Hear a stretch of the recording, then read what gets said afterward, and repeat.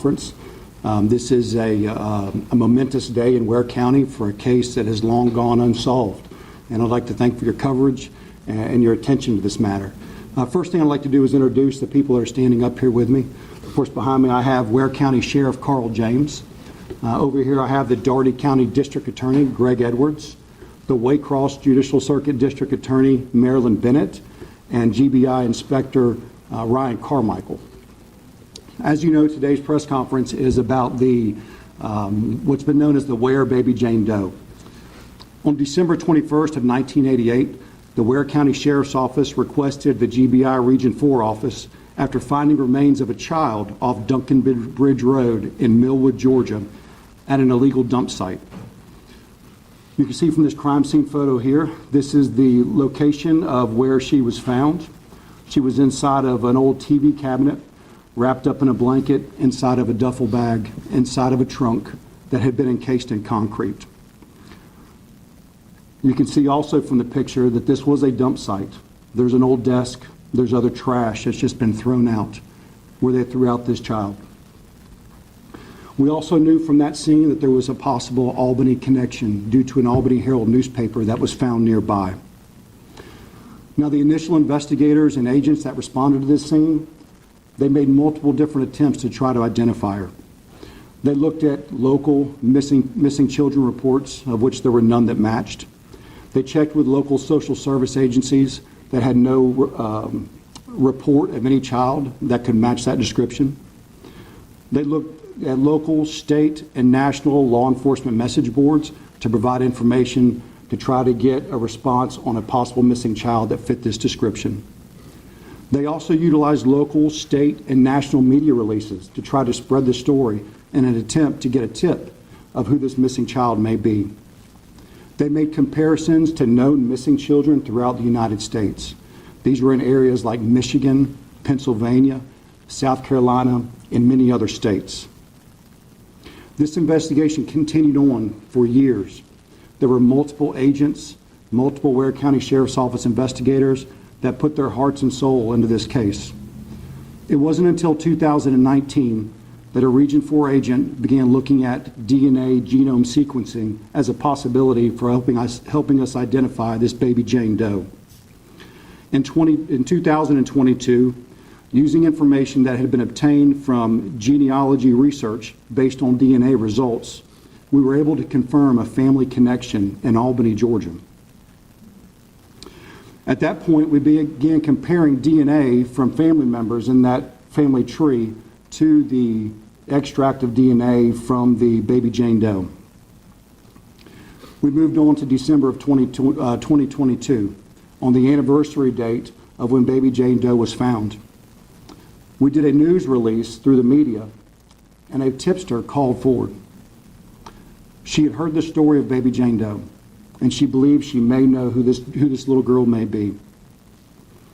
She knew that there had been a child that had gone missing, and that her mother said that the child had gone to live with her father. This person never really believed that story and found that it may not, just didn't believe it was true. We investigated this lead. In collaboration with the Ware County Sheriff's Office, we began tracking down that specific family tree, and that investigation led us to today. In June of 2023, we were able to confirm that the child was 5 years old, Kenyatta Odom. Kenyatta was affectionately known as Kiki. Now, during this investigation, the National Center for Missing and Exploited Children had conducted a forensic rendering of what they believed Baby Jane Doe looked like. And here we have a comparison of that rendition to the picture of Kenyatta.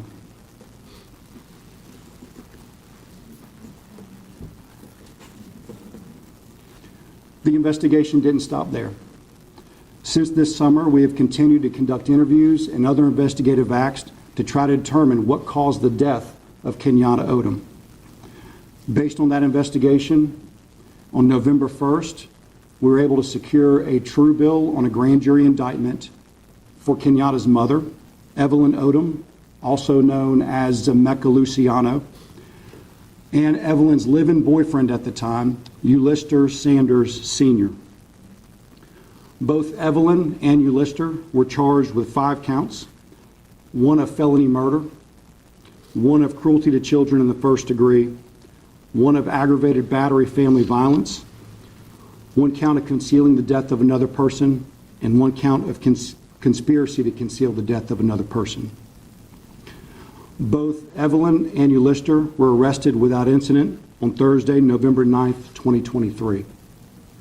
Finally, after almost 35 years, not only were we able to identify her remains of who Baby Jane Doe was, but we were also able to make the arrest of those that we believe were responsible. This work was not done alone. While the GBI was requested to work the case, and the Ware County Sheriff's Office was always by our side, assisting in any way possible, we also had other partners.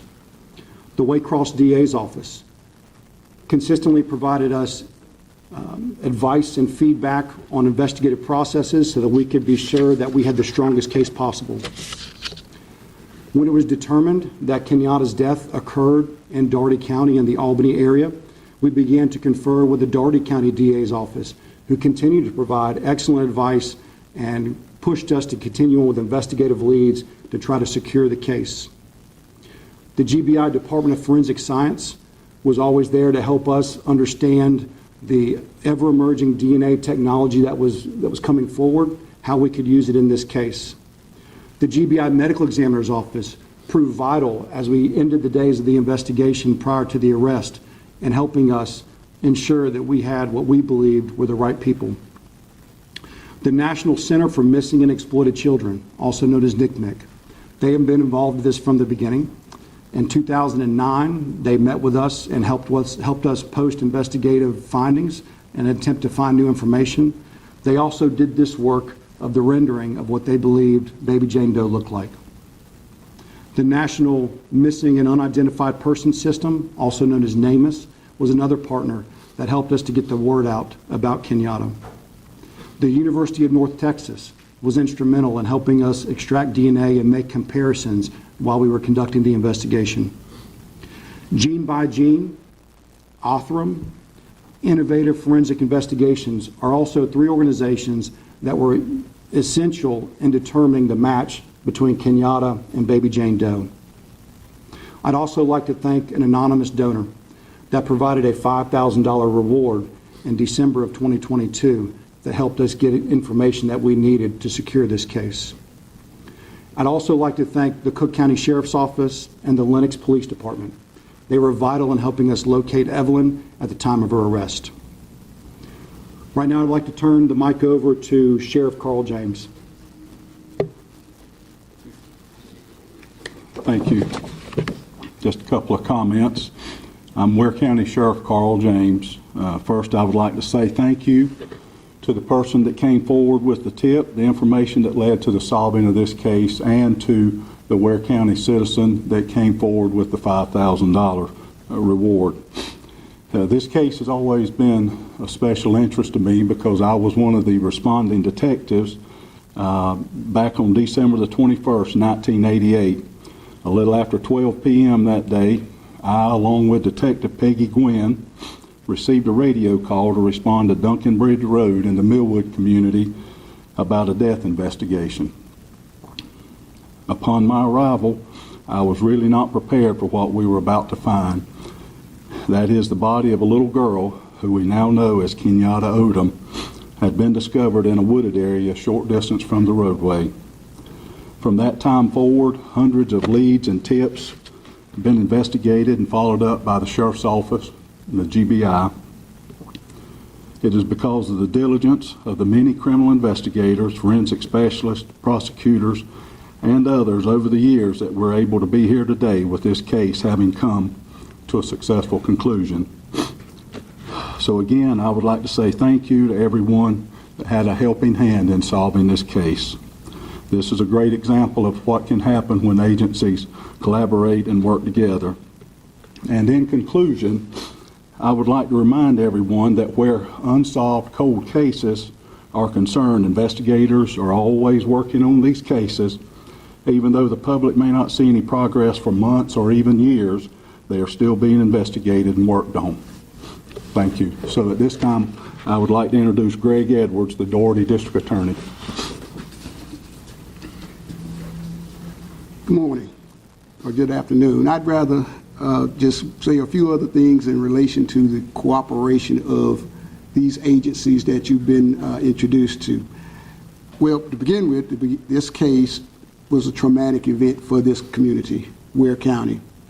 But I have viewed all of our efforts as a whole community for the state of Georgia.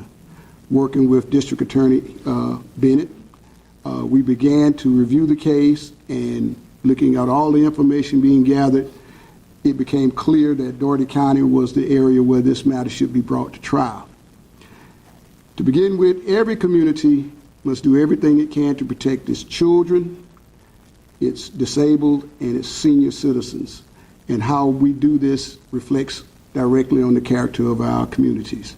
And it reflects on the character of our state, that our agencies have worked diligently to bring this matter to the point where we can seek final justice for Kenyatta. And that's what we intend to do. We intend to bring this matter forward. The indictment has been returned by the grand jury of Doherty County, and the matter will proceed to trial.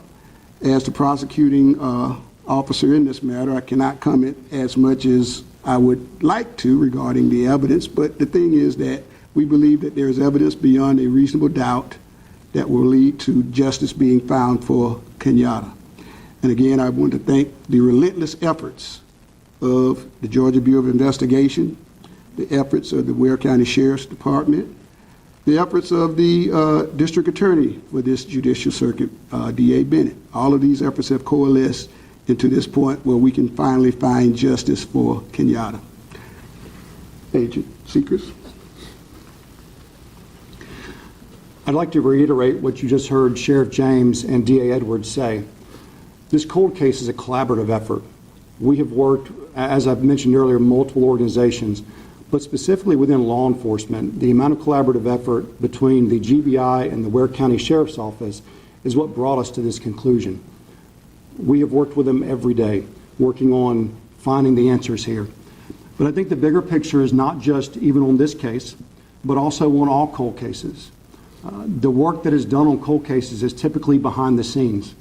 There can be a thought that maybe these cases are forgotten about, that maybe they've just been pushed to the back burner, but that is absolutely not the case. Every quarter, the GBI reviews their cases that each agent carries, both current and cold cases. Every quarter, we review what investigative acts need to be done for the next quarter. These cases are not forgotten. And just because you don't see us out there actively working out in the public does not mean that that work is not being done.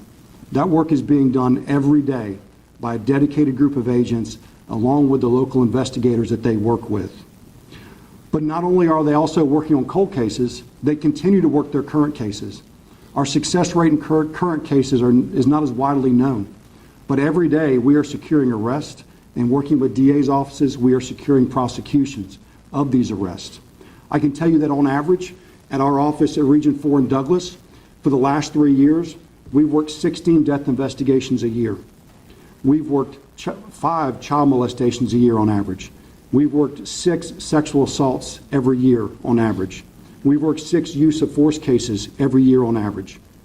We are working upwards of 50, 60, and 70 violent criminal cases every year, all while working on cold cases, trying to get these to a conclusion. And we do that over a large geographic area. In our office, it's 11 counties. That is a significant amount of work that is being done every day. Right now, what I'd like to do is recognize the agents and the investigators that have put their heart and soul into this case. I'd like the agents from Region 4 to come up front, as well as Major Neil Scarrett and Investigator Missy Thrift.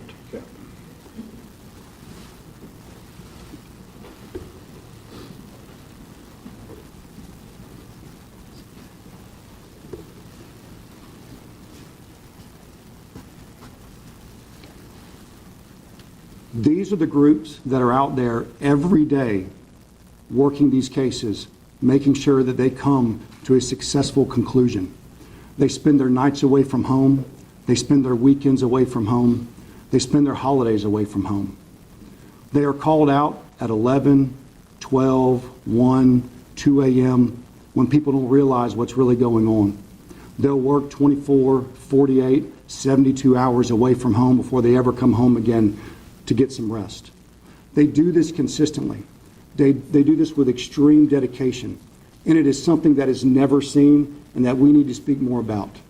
The time they spend away from home making sure that these cases are successfully prosecuted is important. It's important to them, it's important to our communities, it's important to our state, and it's important to our nation. These are the ones that are doing the real job out here. Of particular notice, I'd like Special Agent Taylor Hunley to come up. Agent Hunley joined us in 2019. She was a Waycross native.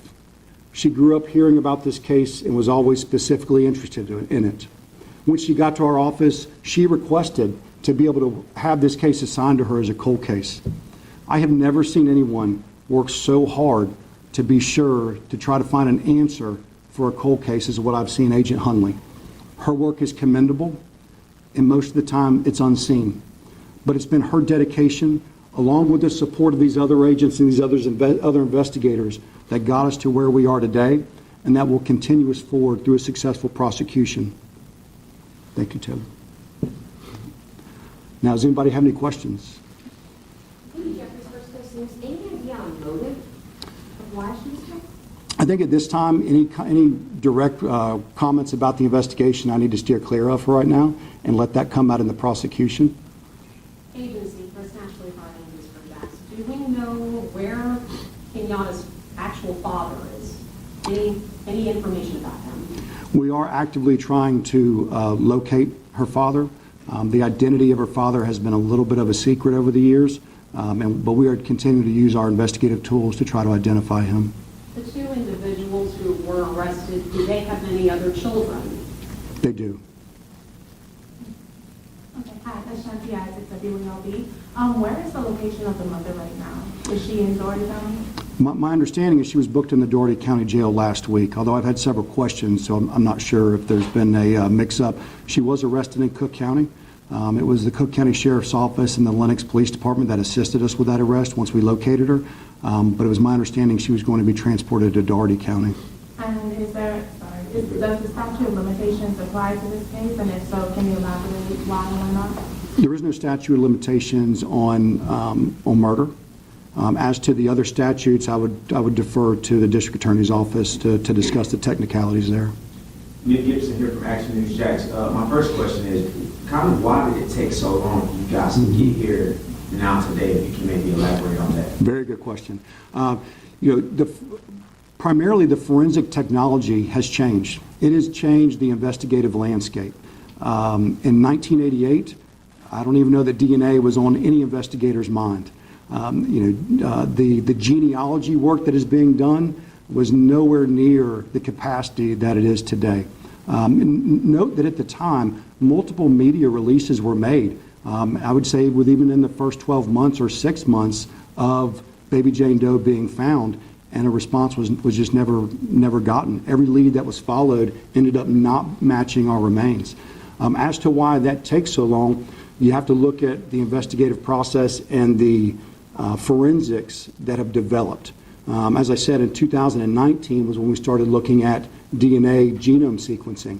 And then once you get into that, and if you want to get the technicals, you extract the DNA, and then you have to start trying to make matches, and you can track that through some genealogy research, but sometimes that only gets you so close.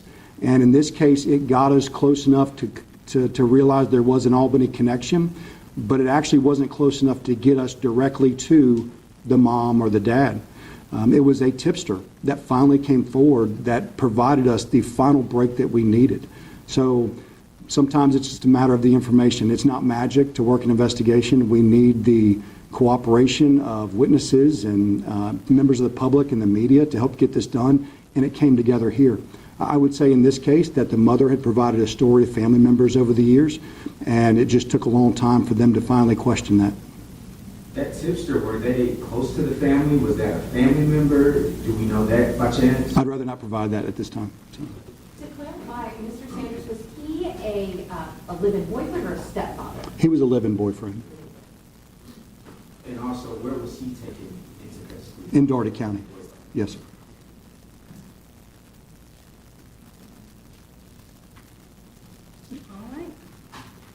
I want to ask this.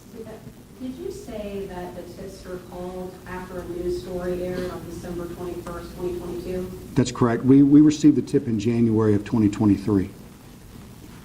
Is that the story you and I did together? It may have been. Yes, ma'am. Can you say what the official cause of death was for the baby? So the medical examiner at the time ruled the manner of death homicide with an undetermined cause of death. That will not change, although the medical examiner's office has been reviewing the records based on new information that we've obtained during the investigation. The indictment that was released mentioned hot water and burns. Can you elaborate on that? I'm not going to elaborate on anything in the indictment based off just what I've said here today. All right. Thank you again. We do appreciate you coming to the press conference. More importantly, getting the word out that Baby Jane Doe is no longer unnamed, is no longer unknown. The baby that was thrown out into a trash pile has been identified, and we're working to bring justice to her. Kenyatta Odom, that's the name we want out there. Kiki. Thank you.